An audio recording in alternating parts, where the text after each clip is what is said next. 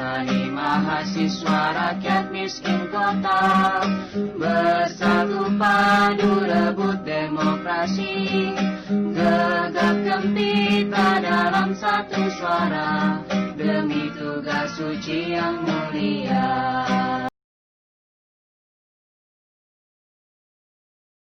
Bismillahirrahmanirrahim. Assalamualaikum warahmatullahi wabarakatuh. Perkenalkan, saya atas nama Pisa Anggraini, NIM 1702405097 dari kelas Agribisnis 7B. Pertama-tama saya ucapkan puji dan syukur kehadirat Allah Subhanahu wa Ta'ala yang telah memberikan kesempatan kepada saya untuk hadir di tempat ini dalam keadaan sehat walafiat untuk melaksanakan ujian tengah semester atau UTS yang diberikan kepada kami mahasiswa oleh dosen yang bersangkutan, yaitu Dr. Marlina Bakri MPD selaku dosen berpikir sistem. Baik, langsung saja. Di sini saya akan membahas 3 poin, yaitu pertama, apa itu berpikir sistem, apa itu pola pikir, kemudian yang terakhir, apa itu pola berpikir sistem dari pola berpikir lain. Yang pertama itu, apa itu berpikir sistem? Berpikir sistem adalah suatu proses untuk memahami suatu fenomena yang tidak hanya memandang dari satu sisi saja. Nah, berarti berpikir sistem ini bagaimana memahami suatu fenomena akan dipengaruhi oleh fenomena lainnya. Sebagai contohnya itu ekosistem alam yang memiliki 4 elemen, yaitu air, udara, tumbuhan, dan hewan. 4 elemen ini tidak dapat dipisahkan dan saling membutuhkan. Ini merupakan suatu kesatuan. Adapun pengertian berpikir sistem menurut Peter, yaitu suatu kerangka kerja yang melihat keseluruhan proses, melihat hubungan yang saling keterkaitan, dan mengenali pola-pola daripada melihat potret terpotong-potong yang statistis. Nah, syarat untuk memulai berpikir sistem yaitu adanya kesadaran untuk mengapresiasi dan memikirkan suatu kejadian sebagai sebuah sistem. Nah, kejadian ini baik berupa fisik maupun non-fisik, yang dipikirkan sebagai unjuk kerja dan keseluruhan interaksi antara batas lingkungan tertentu. Kemudian yang kedua yaitu apa itu pola pikir. Pola pikir atau mindset adalah cara menilai atau memberikan kesimpulan terhadap sesuatu berdasarkan sudut pandang tertentu. Nah, perbedaan pola pikir seseorang ini disebabkan oleh bedanya jumlah sudut pandang yang dijadikan dasar, landasan, atau alasan. Banyaknya sudut pandang seseorang untuk berpikir biasanya dipengaruhi oleh emosi atau mentality, pengalaman, dan pendidikan. Dengan demikian, pola pikir itu sebenarnya adalah bentuk pikiran atau cara kita berpikir yang disebut dengan mindset. Kata mindset terdiri atas 2 kata, yakni mind dan set, di mana mind adalah merupakan sumber pikiran dan memori atau pusat kesadaran yang menghasilkan pikiran, perasaan, ide, dan menyimpan pengetahuan dan memori tentang segala macam hal-hal yang pernah dilakoni diri maupun kejadian apa saja yang dibaca, dilihat, baik diri sendiri maupun orang lain.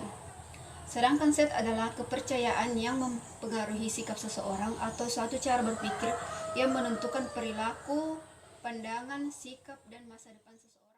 Mindset atau pola pikir seseorang sangatlah berbeda-beda. Namun, mindset tersebut bisa diubah dari waktu ke waktu.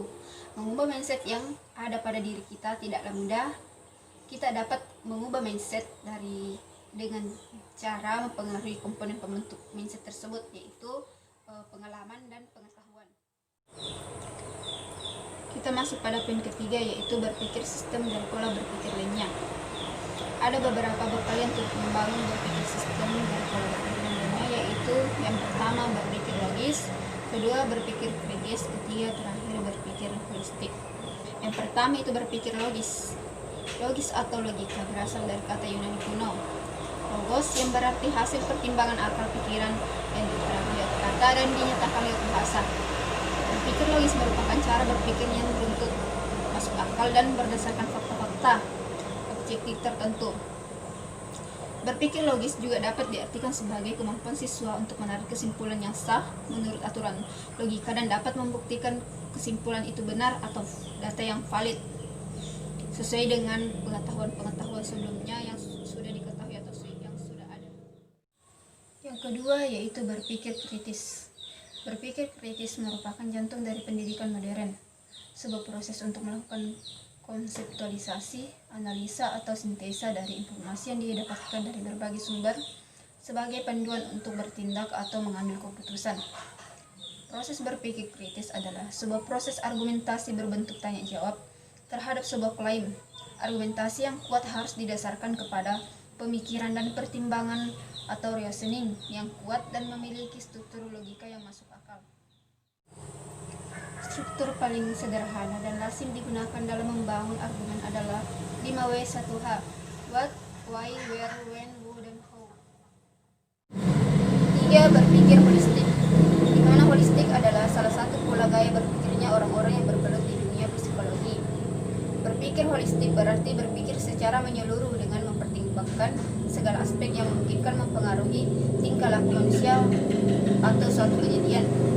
Nah, berpikir holistik tidak hanya melihat dari satu sisi saja, tapi mempertimbangkan sisi-sisi yang lain yang bahkan terkadang tidak kita sadari. Berpikir holistik membuat kita meminimalisir adanya keputusan-keputusan yang prematur dan membuat kita lebih bijaksana dalam memilih keputusan.